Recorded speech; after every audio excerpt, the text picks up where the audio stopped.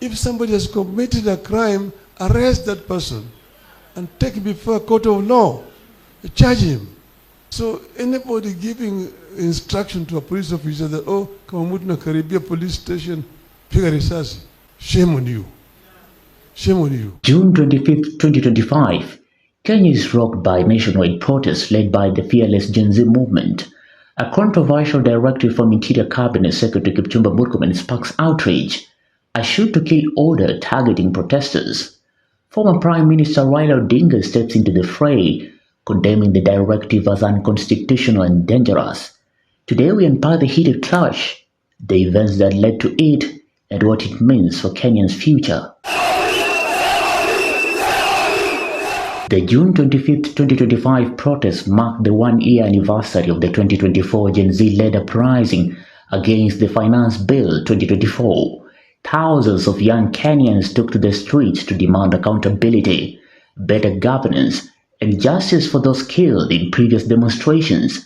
But the day turned tragic.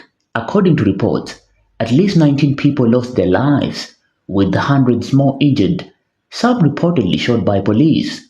Property worth millions was destroyed and police stations were torched in the chaos. These protests weren't just about remembrance.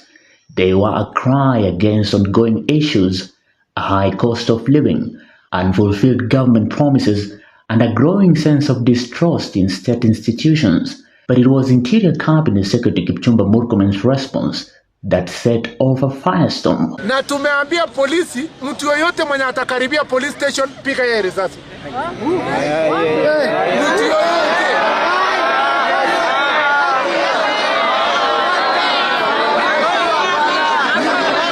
Lakini mtu mwenye anajaribu kuenda kuiba bunduki, ati anaenda kunyang'anya polisi bunduki.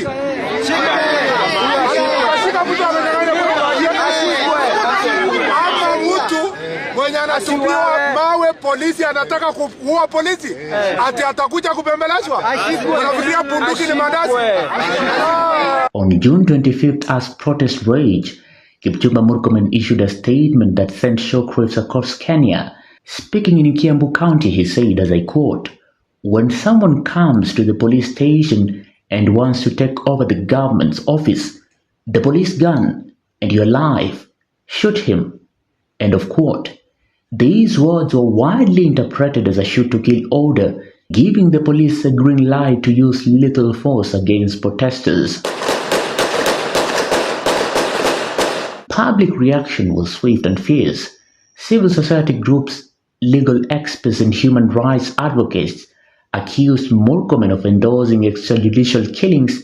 The Law Society of Kenya's president, Faith Odhiambo, called the remarks as reckless and warned they could fuel lawlessness.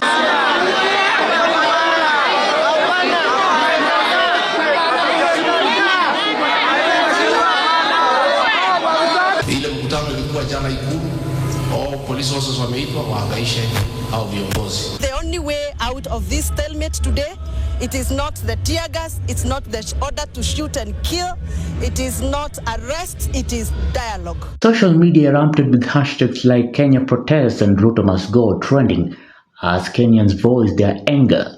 Murkomen later backtracked, claiming his words were misinterpreted and rooted in law, citing the National Police Service Act. But for many, the damage was done.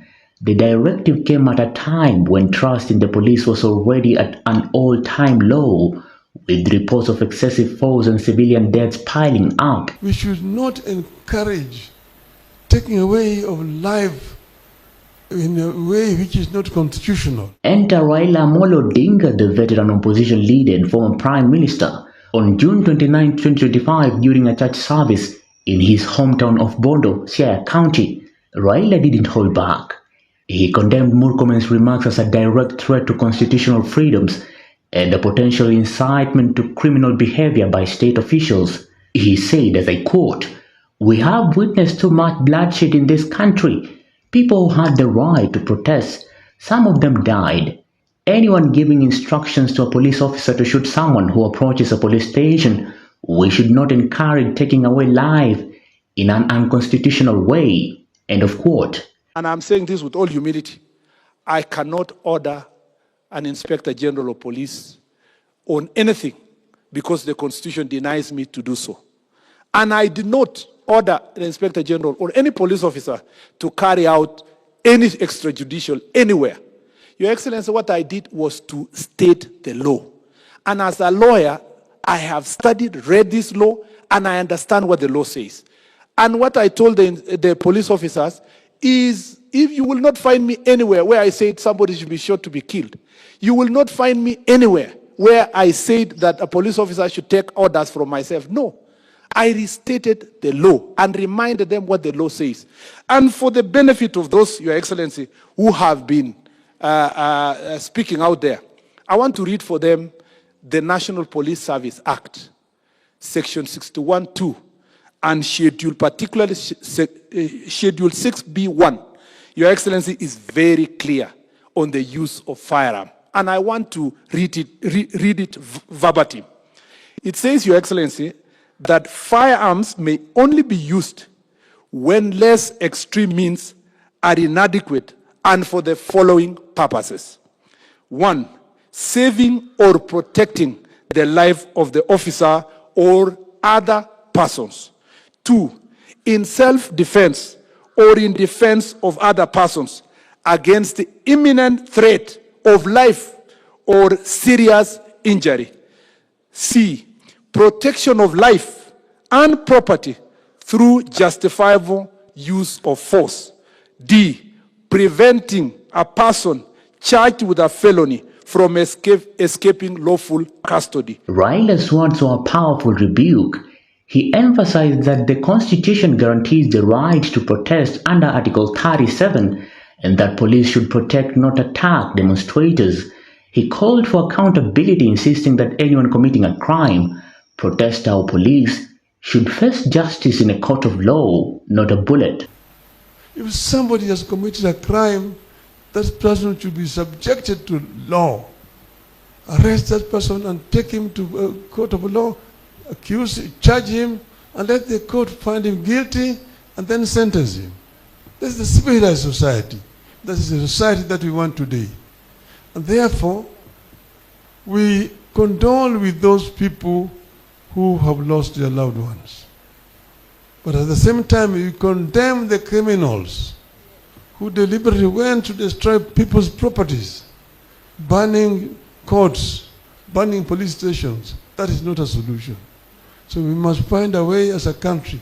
This country, we need a proper way. Raila also addressed the protesters, condemning those who resorted to violence and destruction of property, but his strongest words were reserved for Murkomen. Shame on you, he declared, accusing Interior Cabinet Secretary of undermining the rule of law and eroding public trust in law enforcement. This clash isn't just about one statement. It's about Kenya's struggle for justice, accountability, and the right to dissent.